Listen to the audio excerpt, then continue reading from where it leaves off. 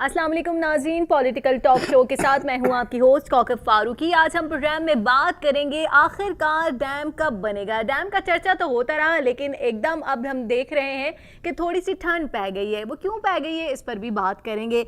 IMF की report के मुताबिक पाकिस्तान दुनिया का तीसरा मुल्क है जहां पानी की कमी है। इसकी वजह पानी का ज़ाया होना है, क्योंकि पानी बचाने का कोई भी बंदोबस्त हमने नहीं किया हुआ। पानी को बचाने के लिए हमें उन तरीकों पर अमल करना पड़ेगा जो दुनिया में राइज हैं। एक वो हिस्सा जो पानी हो जो सिर्फ पीने के लिए इस्तेमाल किया जाए, और एक वो जो ज़रूरतों के लिए इस्तेमाल किया जाए। पानी के गलत इस्तेमाल से हम पानी की किल्लत की जानिब जो है वो मज़ीद तेज़ी से बढ़ रहे हैं। अगर हमने इस पर जल्द काबू ना पाया तो 2025 में हम पानी की बूंद बूंद को तरस जाएंगे। इसी तमाम तर सूरत हाल पर बात करने के लिए हमने अपने प्रोग्राम में दावत दी है। सीनियर एनालिस्ट हैं इफ्तिखार सैयद साहब, बहुत शुक्रिया सर। उनके साथ ही आपकी जानी मानी शख्सियत जो कि हमेशा हमारे प्रोग्राम की जीनत होते हैं, कमर थल्लो साहब, वो भी सीनियर एनालिस्ट हैं। ये दो एक्सपर्ट्स हमारे साथ मौजूद हैं। इनका तज्जिया क्या कहता है, आखिरकार डैम कब बनेगा और ठंड क्यों दिखाई दे रही है, इस तमाम तर सूरत हाल पर आज हम इनसे बात करेंगे। इफ्तिखार सैयद साहब, सबसे पहले मैं आपसे ये पूछूंगी, क्या वजह है कि किसी भी हुकूमत को ख्याल नहीं आया डैम बनाने का, और पानी जो है इंसानी ज़रूरत है, बहुत अहम ज़रूरत है। बिस्मिल्लाहिर्रहमानिर्रहीम। बड़ा अच्छा और बड़ा एक कहते हैं टॉक ऑफ द टाउन जिसकी चली आ रही है इस वक्त में, पानी पानी पानी। देखिए कोको, प्रॉब्लम ये है कि पैसे कहाँ से आएंगे। वर्ल्ड बैंक ने, एशियन डेवलपमेंट बैंक ने जब इनकार कर दिया कि भाई आप जिस जगह पे बना रहे हैं दयामीर, और ये बेसिकली गिलगित बल्तिस्तान आप तो कहते हैं, लेकिन हम इसे कश्मीर का हिस्सा समझते हैं। बिल्कुल। और वर्ल्ड बैंक ने ये बात फिर पाकिस्तान के पास कह दी कि अगर इंडिया का कोई एतराज़ ना हो या वो हमें रिकमेंड करे तो फिर हम ये पैसे रिलीज़ कर देते हैं। लेकिन जब पूरी कोशिश के बाद 3 महीने में 10 अरब या 8 अरब के करीब हम पहुंचते हैं जमा करके, तो इसकी जो रिवाइज जो बनेगी, अभी तो इन्होंने 1400 अरब रुपए बताई है, लेकिन ये जाके 1600-1700 अरब तक पहुंचेगी अगर ये विद इन 8 या 9 ईयर्स में से कंप्लीट कर लेते हैं। जिसे कहते हैं ग्राउंड ब्रेकिंग वर्क से लेकर कंप्लीशन तक। तो बुनियादी प्रॉब्लम जो रुकावट जो आ रही हैं वो तो बाकी रुकावटें तो पूरी कर ली जाएंगी, क्योंकि इस शोबे या इस डैम के ऊपर किसी दूसरे सूबे का कोई एतराज़ नहीं है। बिल्कुल। लेकिन बात आ रही है कि पैसे कितों आएंगे, कि हम जब अपना करंट डेफिसिट और फिजिकल डेफिसिट और सर्कुलर डेट के लिए भी दूसरे दोस्तों के पास जा रहे हैं, तो इसके लिए हम इजाफी रकम कहाँ से लेके आएंगे। तो इसलिए मुझे ये इंतहाई थोड़ा सा मुश्किल लग रहा है।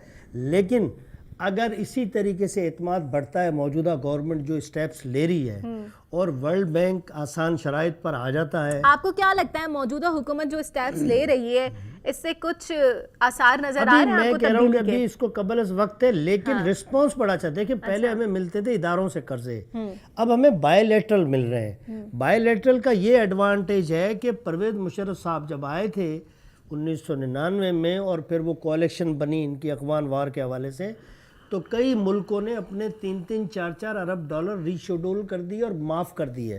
यानी बायलैटरल कर्जों का हमें ये फ़ायदा होता है।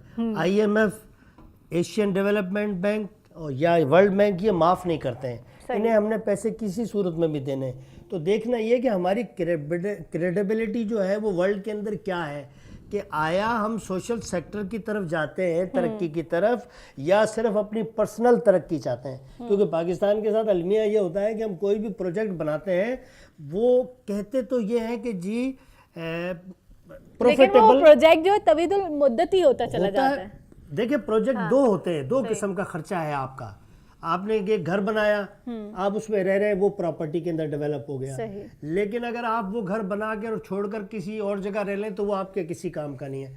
तो प्रोडक्टिव और नॉन प्रोडक्टिव प्रोजेक्ट होते हैं। हमारे पास अलमिया ये है कि हम नॉन प्रोडक्टिव बजट में प्रोजेक्ट लगाकर पैसा उधर लगाते थे। यानी 200 अरब रुपए से हमने ऑरेंज तो तैयार कर ली, लेकिन ये नहीं देखा कि ये 200 अरब जो आज लगे हैं ये हमें 200 अरब रुपए कब निकलेंगे। प्राइवेट कहते हैं ना, प्राइवेटाइजेशन का मतलब क्या है कि लोग अपने पैसे उसी जगह पे लगाएंगे जहां उन्हें अपना कैपिटल और प्लस मुनाफा वो दोनों मिलने लग जाएंगे। हमारी पिछली सियासतदान, क्योंकि मैं खुद अपने आप को डेमोक्रेट समझता हूँ, सच कहना अगर किसी को बुरा लगता है तो मुझे उसकी I don't care of it.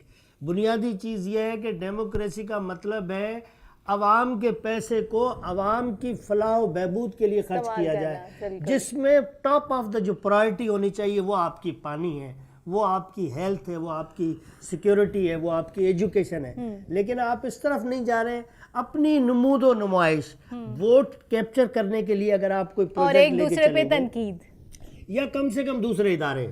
دیکھیں یہ ادارہ جوڈیشری کا کام ہی نہیں تھا. ایگزیکٹو کے پاس پیسے ہیں، ایگزیکٹو کے پاس، وہ کہاں سے لائیں گے؟ ابھی شور شرابہ ہو رہا ہے کہ جی ہمارے پاس قرضہ اگر دیتے ہیں تو فوجی فنڈ نہیں بچتا، یعنی ہمارا دفاعی بجٹ نہیں بچتا ہے. دفاعی بجٹ دیتے ہیں تو ہمارا یہ نہیں بچتا ہے، کیونکہ این ایف سی میں اس طریقے سے ڈسٹریبیوشن ہوئی ہے. مقصد کہنے کا یہ کہ پیسے کہاں سے آئیں گے، اس کے بعد آپ آگے جا سکتے ہیں. صحیح. آپ کتنا اتفاق کرتے ہیں؟ انہوں نے کافی اچھی بات کی ہے. نہیں، سید صاحب نے ایک بات تو بڑی مناسب کہی. یہ ڈیم کا جب اس حکومت کو خیال آیا، جس بھی حکومت کو خیال آیا کہ یہ ڈیم بننا چاہیے، اگر ان کی نیک نیتی شامل ہوتی اس ملک کے ساتھ کہ نہیں اس ملک کو ہمیں بنانا ہے اور اس ملک کو یہ چیز دینی ہے، تو اس وقت یہ ڈیم اب سے آدھی سے بھی کم قیمت میں بن چکا ہوتا. لیکن انہوں نے ترجیح کس چیز کو دی کہ ڈیم کا تو نام استعمال ہے، لیکن یہ جو ہم ڈمپ کر رہے ہیں یہ اس میں جائے گا پیسہ. اچھا ٹھیک ہے نا. تو وہ چلا گیا ڈمپ میں، ڈیم میں نہیں گیا، ڈمپ میں گیا. تو وہاں پہ وہ چیز وہیں رہ گئی. جو کچھ اربوں روپے خرچ ہو گئے وہ بھی ضائع ہو گئے. یہاں پہ یہ ہوتا ہے جیسے سید صاحب نے فرمایا کہ پلاننگ بن گئی، پلاننگ پہ اربوں روپے خرچ ہو گئے، پھر کوئی اور آیا اس نے کہا نہیں یہ تو طریقہ ہی غلط ہے، یہ تو اس جگہ تو یہ ہونا ہی نہیں چاہیے، اور پھر آپ چلیں دوسری جگہ، پھر وہ ہمارے پیسے ضائع ہو گئے. اب دیکھیں بات یہ ہے کہ اس وقت یہ تو میں بالکل پہلے بھی ہم اپنے پروگراموں میں بہت ذکر کرتے رہے ہیں. تو میں نے بھی بہت حکومتیں اپنی زندگی میں دیکھی ہیں اور ان کا میں نے کھانا پینا بھی دیکھا ہے بڑے کھلے دل سے کہ کیسے کھایا جاتا ہے، سمجھا. لیکن اس وقت یہ تو میں دعوے سے کہوں گا کہ ہمارا یہ اس وقت واحد حکمران ہے جو لوٹ مار کرنے والا نہیں ہے، کرپٹ نہیں ہے، عوام کا پیسہ کھانے والا نہیں ہے. لیکن اس کے ارد گرد جو ٹیم بیٹھی ہے اس کی ذمہ داری میں نہیں لیتا. صحیح، سمجھا، بالکل سیدھی سی بات ہے. لیکن ڈیم انشاءاللہ امید نہیں ہارنی چاہیے. انشاءاللہ اللہ ہماری مدد کرے گا. بالکل. اللہ کو ہمیشہ اپنی مخلوق پہ رحم آ ہی جاتا ہے. بالکل. جس دن اللہ کی رحمت ہمارے اوپر آ گئی نا تو ڈیم ایسے بن جائے گا کہ لوگوں کو پتہ بھی نہیں چلے. بالکل. اچھا، جو کام حکومت کو کرنا چاہیے تھا اس کا بیڑا سابق چیف جسٹس جو ہیں ثاقب نثار صاحب انہوں نے اٹھایا اور وزیر اعظم کے ساتھ مل کر ڈیم بنانے کے لیے فنڈ بھی اکٹھا کیا. آپ کو کیا لگتا ہے کہ ابھی بھی مزید فنڈ کی ضرورت ہے؟ فنڈ اکٹھا ہو رہا ہے یا لوگ جو ہیں بس کہتے ہیں کہ یار چھوڑو جتنا دینا تھا دے دیا، یا اب کوئی کنٹریبیوشن نہیں کرنا؟ اب آئین کے آرٹیکل 184(3) جو ہے اس کے اندر سپریم کورٹ کو یہ اختیار دیا ہے کہ وہ کمپلیٹ جسٹس کی طرف جاتے ہوئے احکامات دے سکتی ہے سب کو. صحیح. اب سیاستدانوں نے چیخنا شروع کر دیا کہ یہ جوڈیشل ایکٹیویزم کر دیا گیا، یعنی 58(2) بھی ایک طرح سے ہم پہ لگا دی گئی ہے جو ضیاء الحق صاحب نے. میں کہتا ہوں کہ اب جو چیف جسٹس صاحب ہمارے محترم آئے ہیں انہوں نے تو 15 دن سے کوئی سو موٹو نہیں لیا ہے. صحیح. لیکن ثاقب نثار صاحب کی تمام باتوں پہ اعتراض کرتے ہوئے کیا انہوں نے سرپرائز وزٹ نہیں کیے؟ میں اگر کسی ایگزیکٹو پوسٹ پہ بیٹھا ہوں اور مجھے یہ خوف ہو کہ اگر میں نے کام نہیں کیا صحیح یا میری کمپلینٹس گئیں تو مجھے نوکری سے جانا پڑ سکتا ہے، برطرف کر دیا جائے گا، تو میں لازمی ڈیلیورنس کروں گا. بنیادی پرابلم یہ ہے کہ کانپتی ہوئی جمہوریت، گھبراتی ہوئی جمہوریت، خوف زدہ جمہوریت وہ کسی بھی بڑے پروجیکٹ کو کس طریقے سے کرے گی. یعنی پہلا شروع کیا ہے پروجیکٹ پرویز مشرف کے دور میں 2006 میں، خاموشی چھا گئی. 2011 میں اس کو پھر دوبارہ اسٹارٹ کیا ہے. میں نے کہا نا کہ آپ ڈاکومنٹیشنز تو بہت اچھی کر رہے ہو لیکن کیا اس کی مٹیریلی امپلیمنٹیشن کر پا رہے ہو اور نہیں ہے. وہ امپلیمنٹیشن ہوگی پیسوں کی وجہ سے. اب چیف جسٹس صاحب نے نوٹس تو لے لیا لیکن چیف جسٹس صاحب بھی اپنی کوشش کے باوجود بھی 8 ارب روپیز کہاں پہ، میں نے کہا نا کہ اب ریوائز کاسٹ جا کے یہ بنے گی 1600-1700 ارب روپے پہ جب بنے گا. مطلب آپ کو کیا لگتا ہے کتنا وقت اور مزید درکار ہے ڈیم بننے کے؟ پیسے اگر مل جائیں تو یہ پروجیکٹ ہوتے ہی 6 سے 8 سال میں کمپلیٹ ہو جاتے ہیں, ورکیبل ہو جاتے ہیں. پیسے ہی کمپلیٹ نہیں ہوئے تو پھر ڈیم بننے میں بھی کتنا ٹائم لگے گا؟ پیسے جو شروعات میں چاہیے آپ کو نا, دیکھیں فاؤنڈیشن 10% تو آ جائے نا, 1600 کے, اگر مجھے زیادہ نہیں, اگر میں سمجھتا کہ بھی 50 ارب روپے آ گئے صحیح ہم نے قوم نے جمع کر کے, اب قوم آلریڈی جی ایس ٹیز یہ ٹیکس ملا کے اتنے دے رہی ہے کہ وہ کہہ رہی ہے میں چندہ کیوں دوں, یا یہ آگے جیسے جناب نے بات بڑی پیاری کی کہ ڈمپ ہو جائیں گے پیسے کہ بعد میں پھر وہ قرض اتارو معام والی پیسے کہاں گئے, وہ بھی ڈیم میں ڈال دینے چاہیے تھے نا. اب تو عوام کا پیسہ بھی ہے, اب تو عوام کا بھی پیسہ نا, عوام کا پیسہ یہ تو ابھی شور ہے کہ عوام کا پیسہ جہاں بھی ہے وہ محفوظ ہے, وہ کم از کم ڈمپ نہیں ہوگا. لوگ بہت پیچھے ہیں کہ کسی طرح کچھ کریں, لیکن ابھی جب بہت دیکھیں یہ ہماری اس کا کریڈٹ میں میڈیا کو دوں گا. اب یہ انہیں احساس نہیں ہے. دیکھیں سیاستدانوں نے سب سے پہلے تباہی کیا کی اپنی, کہ میں نے آپ کو برا کہا, آپ نے مجھے برا کہا, یعنی سچائی بتا دی. میڈیا اوپر سے سیٹلائٹ کے ذریعے سب کو ریکارڈ کر کے بیٹھا ہوا ہے کہ آپ نے احتساب کی بھی بات آپ ہی نے شروع کی تھی, ورنہ ہمارا کوئی ارادہ نہیں تھا. کیونکہ نئی گورنمنٹ نے جو ایڈورٹائزمنٹ بند کی ہے, اس سے میڈیا کے لوگوں کو کتنا نقصان ہوا. کہتے ہیں جی گورنمنٹ کچھ نہیں, تو پھر گورنمنٹ صحافیوں سے جی ایس ٹی نہیں لیتی ہے.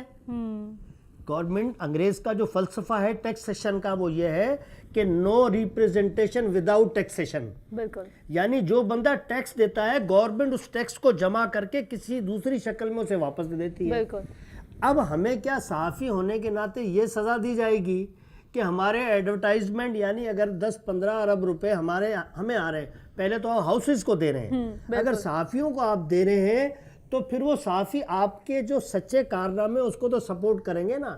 ایک پیٹ جلا جو شخص ہے جس کا فاقہ کشی میں مبتلا ہو, وہ اس گورنمنٹ کی کیا تعریف کرنی ہے اس نے. تو بیسیکلی یہ 2-3 سیکٹر جو تھے, اب کہنے کہ جی ریفائنری کے لیے سعودی عرب 10 ارب لگا رہا ہے, سعودی عرب کے ہاتھ پر جوڑیں, کہیں کہ جی ڈیم میں پیسے دے دیں ہمیں. ریفائنری ہمارے پاس آلریڈی چلی ہے جو کہ پوری کیپیسٹی سے نہیں چلاتے ہیں یہ. تو مقصد یہ ہے کہ جب ہمارے پاس تیل خام مال جو ہے وہ 40% ہے تیل جو ہمارا اپنا انڈیجس ہے, اگر وہی ہم صاف کرنے کی کیپیسٹی نہیں رکھتے تو نئی آئل ریفائنری کی کیا ضرورت ہے. فی الحال میں کہہ رہا ہوں نا, ساری چیزیں بہتر ہیں, پرائرٹیز ہیں. بالکل, کہ آپ نے پہلے نمبر پہ کیا رکھنی ہے, دوسرے پہ کیا, تیسرے پہ کیا. یہی نواز شریف صاحب میرے محترم موٹر وے بنا دیتے ہو کراچی میں, تو یہ سندھی, پنجابی, پٹھان, یہ ایک دن تو ختم کرنا پڑے گا نا ہمیں. آپ کیا کرتے ہیں, جو چالاک اور سمجھدار لیڈرشپ ہوتی ہے وہ بڑے شہروں کے یا بڑے صوبوں کے جہاں تھوڑے بہت ڈسپیوٹ ہوتے ہیں لنگوسٹک, کنیکٹ کر لیتی ہے, اس کو کنیکٹ کر دیتے ہیں. یہ پاکستان جو ہے اس کی لمبائی بہت زیادہ ہے اور چوڑائی بہت کم ہے. اس کو لوپ لائن بنایا جا سکتا ہے کہ ہم کراچی سے نکلیں, پورا کشمیر گھوم کر واپس ڈیرہ اسماعیل خان سے کوئٹہ سے واپس کراچی آ جائیں. بالکل, بہت اچھی بات کی آپ کی. اسی اچھی بات کے ساتھ پروگرام میں وقت ہوئے یہاں ایک شارٹ بریک کا.